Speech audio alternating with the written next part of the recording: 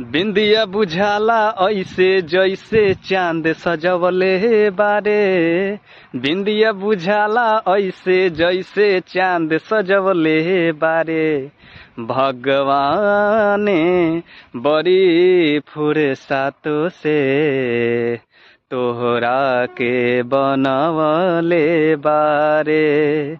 भगवाने बड़ी फुर्सतों से तोहरा के बनवले बारे। हमरे खातिर तोहरा के दुनिया में भेजवले बारे।